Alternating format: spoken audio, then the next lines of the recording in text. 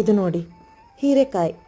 ಇವತ್ತು ಹೀರೆಕಾಯ್ದು ಕೋಸಂಬರಿನೂ ಮಾಡಲಿಕ್ಕಾಗ್ತದೆ ಅಂತ ತೋರಿಸ್ತೇನೆ ನಿಮಗೆ. ನೋಡಿ, ಎಳತ್ತು ಹೀರೆಕಾಯಿನ ತಗೊಂಡು ಇದನ್ನು ಚೆನ್ನಾಗಿ ತೊಳೆದು ಈ ಥರ ಇದರ ಹೊರಗಿನ ಸಿಪ್ಪೆನ ತೆಗೆಯೋದು.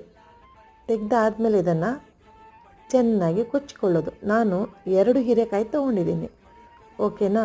2 ಹೀರೆಕಾಯಿಗೆ ನಾನು 3 ಹಸಿಮೆಣಸಿನ್ಕಾಯಿ ತಗೊಂಡಿದ್ದೀನಿ. ಯಾಕಂದರೆ ಖಾರ ಜಾಸ್ತಿ ತಿಂತೇನೆ ನಾನು, ನೀವು ಸ್ವಲ್ಪ ಕಡಿಮೆ ಮಾಡ್ಕೋಬೋದು, ಓಕೆನಾ. ಆಮೇಲೆ 1 ಮೀಡಿಯಮ್ ಸೈಜ್ ಈರುಳ್ಳಿ ಚೆನ್ನಾಗಿ ಕೊಚ್ಚಿಕೊಂಡಿದ್ದೇನೆ. ಆಮೇಲೆ ತೆಂಗಿನಕಾಯಿ ತುರಿ ಒಂದು 2 ಟೀ ಸ್ಪೂನು. ಇವೆಲ್ಲವನ್ನು ಚೆನ್ನಾಗಿ ಸೇರಿಸ್ಕೊಂಡು ಒಂದು 1/4 ಟೀ ಸ್ಪೂನ್ ಉಪ್ಪು ಹಾಕಿ, ಆಯಿತಾ. ಆಮೇಲೆ ತೆಂಗಿನಕಾಯಿ ತುರಿ ಆಪ್ಷನಲ್ಲಿ, ನಿಮ್ಗೆ ಬೇಡ ಅಂದರೆ ಸ್ಕಿಪ್ ಮಾಡ್ಬೋದು, ಓಕೆನಾ. ತಿಂದು ನೋಡೋಣ ಅಲ್ವಾ. ಸೂಪರ್.